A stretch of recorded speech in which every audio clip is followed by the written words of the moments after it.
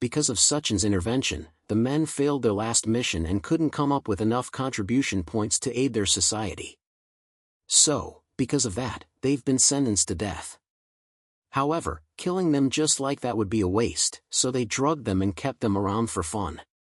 Since both Suchin and the girl know the brothers, the thugs come up with a new rule: if our protagonist loses, then they will throw the two brothers into the river along with their little sister. The two brothers seem to be in some sort of frenzied state, probably caused by some sort of drug. They've been bound by heavy chains and collars around their necks, and it looks like they don't even recognize him. The thugs yell for them to start fighting, and they release the brothers from their chains, sending them charging straight at Suchin, ready to attack. The fight ends as soon as it starts, as Suchin knocks them both out with a slap to the first man's face and a chop to the other man's neck. They drop to the floor immediately, and the little girl tries to rush to them, thinking they're dead. But Daya holds her back and reassures her that they are fine. The thugs, however, are not so pleased that the fight ended so quickly. They wanted more of a spectacle, especially after they had wasted 2 doses of their special medicine. One of them decides to forget about it and continues to threaten soon, telling our protagonist that since they are in a good mood, if he drops all his supplies, then they'll pretend that this incident never happened. Suchin asks why exactly he should give up his supplies, and they tell him that he must be new there. Anyone entering the Science and Technology University must follow the boss's rules to keep things in order and weed off any freeloaders. They don't support freeloaders in their camp, and if he wants to stay there, then he needs to earn contribution points by handing over resources or finding supplies. In this camp, contribution points must be similar to what money used to be, and just like in the real world, it only benefits those who make the rules. Suchin agrees to their terms and tells them that their last bit of food has already been eaten by them, so they don't have anything left to give. Then a large man appears and offers Suchin some contribution points in exchange for working for him. The larger man's presence immediately causes the thugs who were acting high and mighty to quiver in fear. They call him Captain Gua, and it looks like he's the leader of the camp. He rides in on a giant chair carried by multiple slaves, while a scared-looking woman rests between his legs. He offers them free meals and accommodation, along with high-salary positions. All they have to do is make sure to be loyal to him and work hard. As he's talking, one of the slaves trips and falls to the ground. Captain Gua wastes no time and stabs a knife-tipped spear through the fallen slave's chest, killing him immediately. He tells Suchin that they are short on people and he's just in time to replace the slave that's no longer useful. The bunny girl especially can be given unlimited meals and good living accommodations if she decides to work for him. As he talks, he grabs the woman laying against his lap and plays with her body. He reminds them that it's the apocalypse now, and industrial production has ceased. By giving them this offer, he's making a big sacrifice for them. On top of that, he's already bored of the people he's been using so far, and they are due for replacement. The other thugs yell at Suchin to accept the offer immediately. When their great boss needs a new woman, he'll let the others have fun with the old ones. Their boss, however, has other concerns. Apart from the new workers he needs, he smells something among the thugs and asks them what they have been eating. In their rush to get the food that Daya gave them earlier, they forgot that eating meat without the boss's permission is a death sentence. They immediately drop to their feet and beg their boss for forgiveness. In the future, they will definitely give him any food they find first.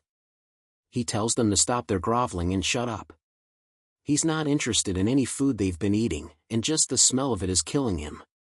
Did they eat poop or something? What in the world did they find that smells so bad? That catches Suchin and Daya off guard. Did he somehow see through Daya's mental control? It looks like he wasn't even affected at all by it.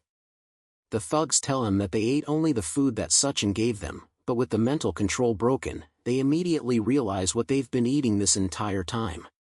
Their stomachs protest the horrible food, and they rush to the bathroom, desperate to push out everything they've been eating. Captain Gua sighs in exasperation and wonders how he ended up surrounded by such idiots. One day he'll get rid of all of them and bring in people that are actually reliable. Suchin notices that despite his immunity to Daya's mental control, he can't sense any abilities from the large boss.